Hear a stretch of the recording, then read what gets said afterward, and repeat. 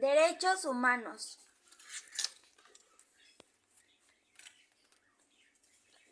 ¿Qué son los derechos humanos? Son derechos que están unidos a todos los seres humanos sin distinción alguna de nacionalidad, lugar de residencia, sexo, origen, color, religión, lengua o cualquier otra condición. Pasamos con la segunda definición, que son los derechos humanos. Son valores fundamentales vinculados con la dignidad, la libertad y la igualdad de las personas exigibles en todo momento y lugar. Son por lo tanto anteriores y superiores al Estado, el cual no los otorga, sino que los reconoce y por lo tanto es el principal obligado a respetar y a garantizarlos. Derechos humanos son aquellas libertades, facultades o valores básicos que corresponden a la persona por el mismo hecho de su naturaleza y condición humana. Cuarta definición de los derechos humanos. Son garantías jurídicas que protegen a la persona y grupos de personas contra los actos de gobierno y de otras entidades. Antecedentes de los derechos humanos. El primer antecedente fue en 1215, que dio a la gente nuevos derechos e hizo que el rey estuviera sujeto a la ley. Segundo antecedente fue en 1628 la petición de los derechos, que establece los derechos de la gente. 1776 la Declaración de Independencia de los Estados Unidos, que proclama el derecho a la vida, la libertad y la búsqueda de la felicidad. 1789 la Declaración de los Derechos del Hombre y del Ciudadano, un documento de Francia que establece que todos los ciudadanos son iguales ante la ley. 1948 la Declaración Universal de los Derechos Humanos, a la que todo ser humano tiene derecho. Pasamos con la clasificación de los derechos humanos. Se clasifica en primera generación los civiles y políticos, que incluyen los derechos de la persona a la vida, al nombre, a la nacionalidad, a la igualdad, a la libertad, a la seguridad, a ser oídos en juicio por un tribunal independiente e imparcial, a que se presuma su inocencia mientras no se pruebe su culpabilidad. La libertad se transita de región, de pensamiento, de expresión, de reunión y de asociación. También se clasifica en segunda generación los denominados los derechos económicos, sociales y culturales.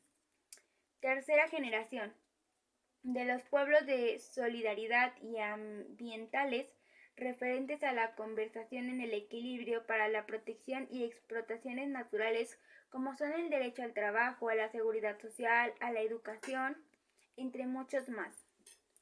Pasamos con las características de los derechos humanos, que son universales. ¿Por qué? Porque corresponden a todas las personas sin excepción. La tercera característica de los derechos humanos es que son interdependientes, porque corresponden a todos los derechos humanos que se encuentren vinculados y que requieran de su respeto y protección recíproca. Y por último, son indivisibles. ¿Por qué? Porque permiten su ampliación en protección, contenido y eficacia.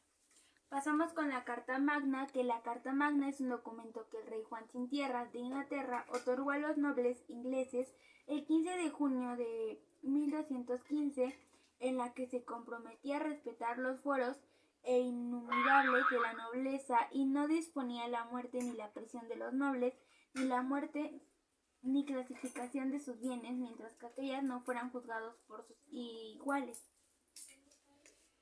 Pasamos con los artículos. Artículo 1 de la Constitución Mexicana. En Estados Unidos mexicanos, todas las personas gozan de los derechos humanos reconocidos en esta Constitución y en los tratados integrales de los Estados Unidos mexicanos, sean parte, así como de las garantías para su protección, cuyo ejercicio no podrá restringirse ni suspenderse, salvo en caso y bajo de las condiciones que la Constitución establece. Las normas relativas a los derechos humanos se interpretan de conformabilidad con la Constitución y con el trato independiente de las manifestaciones favorecidas en todo el tiempo a la persona a la protección más amplia. Pasamos con el artículo 2.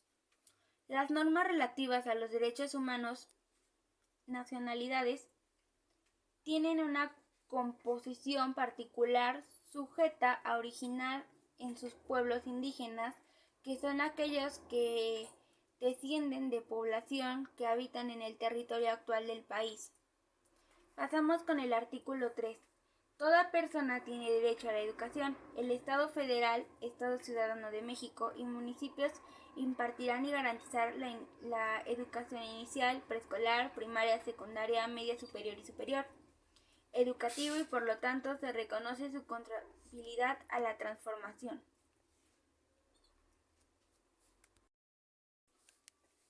Artículo 4. El varón y la mujer son iguales ante la ley. Esta protege la organización y el desarrollo de la familia. Toda persona tiene derecho a decidir de manera libre, responsable y informada sobre el número y el decidir específicamente de sus hijos.